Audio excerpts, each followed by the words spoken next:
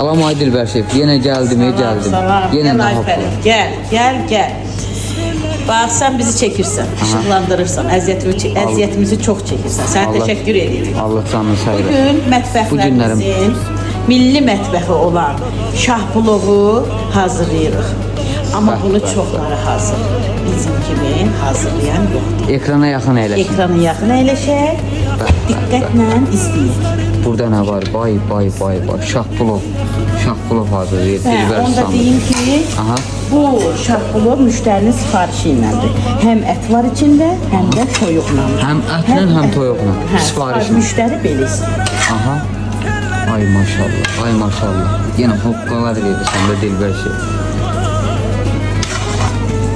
Bu işlerin hamısı xüsusəsində də. Bunları hamı bilir. Yəni bilənlər bilir də.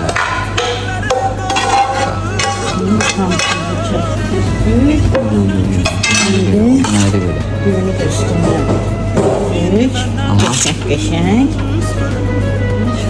Bizi hazırlayırıq. Nə qədər hazır olur inşallah? 40 dəqiqə hazır olacaq. 40 dəqiqə hazırdır. Sən birazdan çağırarıq gələrsən. Birazdan. Kərə yağı. Əsl kərə yağı. Əsas kərə yağı. Baba, üstünə əlavə edirsən, Tamam. yapışmasın deyə. Sağ ol Aydın. Birazdan gələcəm. gəlirsən. Birazdan gəlirəm. Gəl Ayfərin, gəl. Nə yadımızdan çıxıb? Nə Şahplovu yadımızdan? çevirmişəm.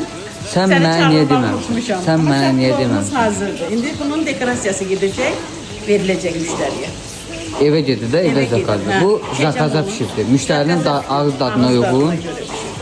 Əlin Qarışıq. qorun, var olsun Dilber şef. Sağ Bu olun, işlərin hamısı harda? su Su səsindədir. səsində. Nömrə 1 məkanda. Təşəkkürlər Çox sağ ol. izlədiyiniz üçün. Çox sağ ol Dilber şef.